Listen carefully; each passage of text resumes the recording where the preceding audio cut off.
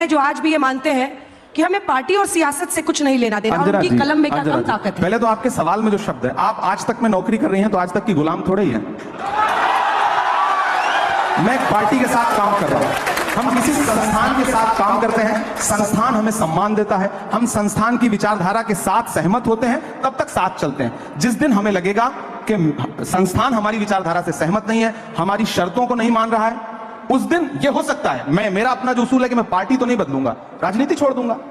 हमारी अपनी एक दुनिया है। क्या राजनीति में आना जरूरी हो गया था इमरान? बिल्कुल जरूरी हो गया। बहुत सारे शायर ऐसे हैं जो मानते हैं कि अपनी कलम को आजाद रखना किसी भी एक पार्टी की विचारधारा से उनकी पूरी जिंदगी का लक्ष्य होता है। नहीं, देखिए, आप जिस दौर में जी रहे हैं, इस दौर में अगर आप ये कह रहे हैं कि आप तटस्थ हैं, तो आप सबसे बड़ी सियासत कर रहे हैं। ये बड़ी अच्छी बात कही आप। ये कहना कि मेरा सियासत से कोई लेना देना नहीं है, ये सबसे बड़ी सियासत है।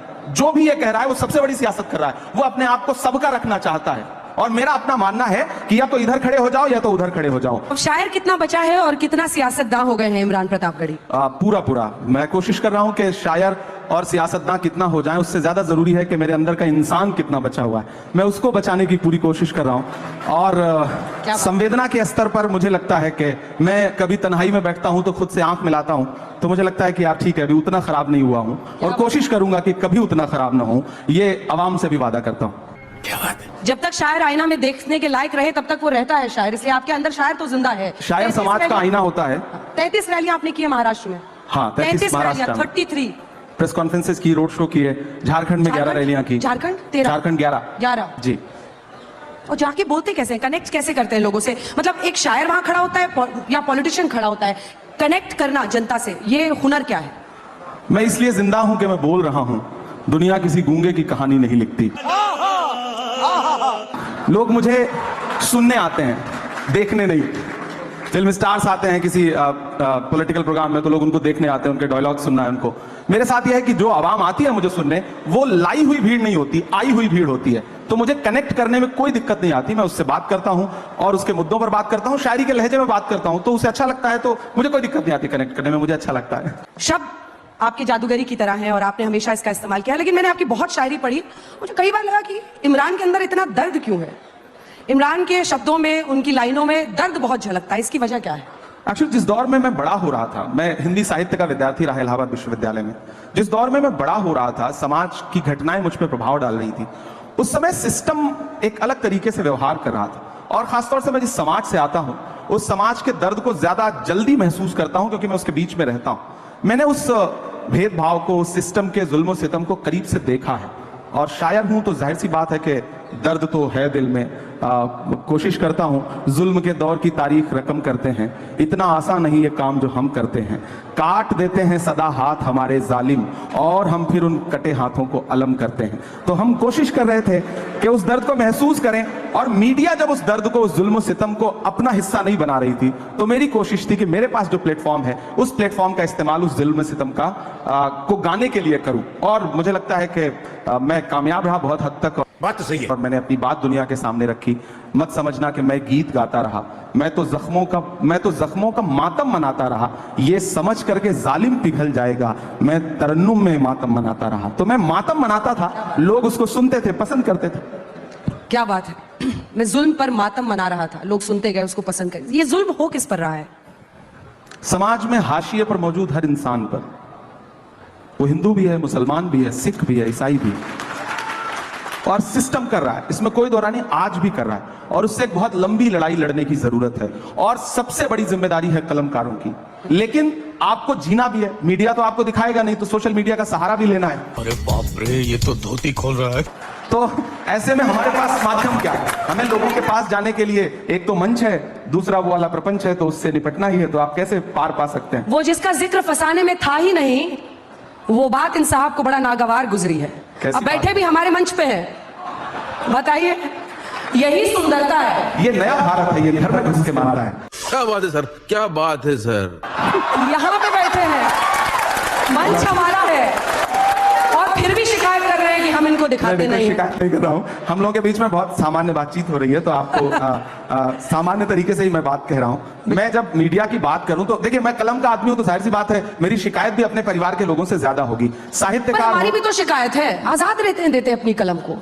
क्या धार थी, अब ऐसा लगता है आप स्वतंत्र पत्रकारिता चलिए शुरू बिल्कुल वही कर रहे हैं, हम लोग वही कर रहे हैं, और इसीलिए आप भी मजबूर होते हैं इस मंच पर आने के लिए। देखिए आप भी मजबूर होते हैं क्योंकि आज तक जैसा मंच है नहीं। इमरान प्रतापगढ़ी जी, आप भी जानते हैं आज तक जैसा मंच है नहीं। हमारी क्रेडिबिलिटी और सर्वश्रेष्ठता पूरी दुनिया में धमक रखती है, और वो किसी एक व्यक्ति के बोलने से ना तो ऊपर चढ़ती है ना गिरती है। कुछ चीजें स्थायी होती हैं। कभी आप भी आए हैं, आपके कुछ प्रशंसक आगे की कतारों में बैठे हैं, वो भी इसीलिए आए हैं क्योंकि उनको पता है कि यहाँ पर से जो हम वीडियो एडिट कर करके डालेंगे वो वायरल होगा। तू समझा? हाँ जना जी, देखिए तुम्हारी बज़्म के बाहर भी एक दुनिया है। मेरे हुजूर बड़ा जुर्म है ये बेखबरी। आज तक बहुत अच्छा संस्थान है, मैं किसी एक संस्थान को क्रिटिसाइज नहीं कर रहा हूँ। बाकियों का हम यहाँ अगर आए हैं ना तो आपने हमें बुलाया है, हम तब आए हैं। बिल्कुल हमारे मेहमान हैं आप। हमने कितने सांचों में ढल के आए हैं, कितने सांचों में ढल के आए हैं, ख्वाब की तरह पल के आए हैं। तुम सिफारिश से जहां पहुंचे हो, हम वहां खुद ही चल के आए हैं। तो हमें तो बुलाया गया है, और मैं आने और बुलाने के इस बहस में नहीं पड़ना चाहता, लेकिन मैं एक बात ये कहना चाहता हूं कि नेता देखिए, मैं बात पूरी कर लूं उसके बाद, देखिए मैं आपको पूरा मौका दूंगा, मैं आपकी बात का जवाब दूंगा। सिफारिश पर मैं भी तो एक कविता सुनाऊंगा। मैं आपके लिए आप सुनिए, नहीं, मैं आपकी कविता बाद में सुनूंगा। वृक्ष नहीं जिसको नदियों ने सींचा है, बंजर माटी में पलकर मैंने मृत्यु से जीवन खींचा है। तोबा तोबा तोबा, थारा मूड खराब कर दिया। तो अब मैं बात जो कह रहा था कि यहां बुलाने और आने का सवाल नहीं है। नेता और मीडिया दोनों एक दूसरे के पूरक हैं। आप हैं तो हम हैं, हम हैं तो आप हैं। बिना हमारे आपका भी वजूद नहीं है और बिना आपके हमारा भी वजूद नहीं है। हम दोनों एक दूसरे की जरूरत है, तो हम दोनों एक दूसरे को उसी रूप में कबूल करें, हम आपस में लड़े नहीं। तो हमें बुलाया गया तब हम आए। फिलहाल बिल्कुल आपकी कविता बहुत अच्छी थी, सिराखों पर आपकी कविता बहुत अच्छी थी, लेकिन नो डाउट आज तक बहुत शानदार कर रहा है और ये कल तक बहुत शानदार करता रहेगा, मुझे पूरा विश्वास है। कितनों को सिखाया ये बताइए। असल बात ये है, राहुल जी को भी सिखा रहे नहीं सिखा रहे। सबसे पहले तो मैं देश की पार्लियामेंट में पहुंचा हूं और पिछले 2 साल की पार्लियामेंट की तमाम जो स्पीचेस हैं उठा के देखिए, आपको लगेगा कि सारे लोग शायरी सुना रहे हैं। खड़गे साहब शायरी सुना रहे हैं, धनखड़ साहब शायरी सुना रहे हैं। एक दिन तो धनखड़ साहब ने यानी चेयरमैन साहब ने राज्यसभा के फाइनेंस मिनिस्टर से कहा कि क्या इमरान प्रतापगढ़ी की शायरी पे टैक्स लग सकता है क्या? वो वीडियो उठा करके देखिए। तो आप कोई भी शेर सुनाता जिसको मैंने शेर ना भी लिख के दिया हो तो चेयरमैन साहब को लगता है कि मैंने ही लिख के दिया होगा। जलवा है हमारा। तो एक शायराना सा माहौल बना है और मुझे लगता है कि ये अच्छी बात है, एक अच्छा माहौल बन रहा है। कोशिश की कि मैं अपने कलम के साथ इंसाफ करता रहूं। सिस्टम जुल्म करता है, इन दिनों थोड़ा बढ़ गया है, आप लोगों ने दिखाना कम कर दिया है, तो हमें और जोर से आवाज़े बुलंद बोलना पड़ता है। बस इतनी सी बात है। लेकिन चूंकि आपने ये चर्चा छेड़ी है तो आप क्या दोहरा जीवन जी रहे हैं? क्या इमरान को खुद एक शायर को एक पार्टी का गुलाम बनना पड़ा ताकि उनकी आवाज मैग्नीफाई हो? मैं तुम्हें अभी समझाता हूँ।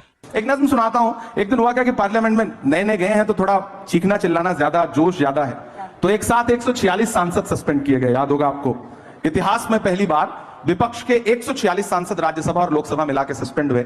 हम निकले तो मीडिया के साथ ही बाहर खड़े थे, तो उन्होंने व्यंग्यात्मक तरीके से कहा कि सस्पेंड हो गए। तो हमने कहा भाई आज सस्पेंड ना हुए होते तो अपनी नजरों में गिर जाते, ऐसा लगता कि बुज़दिलों में नाम शुमार हो रहा है, बहादुरों में नहीं। तो बोले आप शायर हैं, शायरी की भाषा में बताइए। तो एक नज्म कही मैंने वहीं पर कि जख्म पर जख्म खा के निकले हैं। ये संगीत वाले भी जो साथी बैठे हैं मुझे उनका भी साथ मिले कि जख्म पर जख्म खा के निकले हैं, हाँ मगर मुस्कुरा के निकले हैं। सर झुकाने का हुक्म जब आया, सर झुकाने का हुक्म जब आया, और भी सर उठा के निकले हैं, और भी सर उठा के निकले हैं। और सस्पेंड होके आए थे तो गुस्सा था, तब ये शेर पढ़ा कि हर सितम का जवाब आएगा, देखना इंकलाब आएगा। कल आ ही गया ना कि हर सितम का जवाब आएगा, देखना इंकलाब आएगा।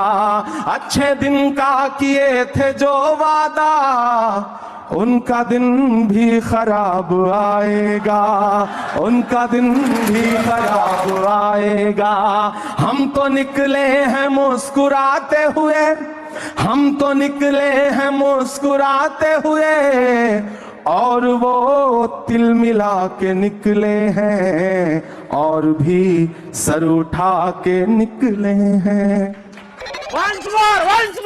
क्या बात है, ये बात आपको जुदा करती है बाकी राजनेताओं से। मुझे लगता है कि आप हर तरह की बात करते हैं, आप आवाम की भी आवाज बनते हैं। एक पार्टी में रहकर ये कर पाना कई बार बहुत मुश्किल हो जाता है, लेकिन नहीं, मैं अंजना जी ये चीज क्लियर कर दूं, मुझे बहुत खुशी है और मैं इस मंच पर अपनी लीडरशिप की प्रशंसा भी करूंगा कि कभी मुझसे ये नहीं कहा गया कि इमरान तुम मुशायरों में जाके क्या पढ़ रहे हो, तुमने ये क्या बोल दिया, यहां पाबंदी, ये मत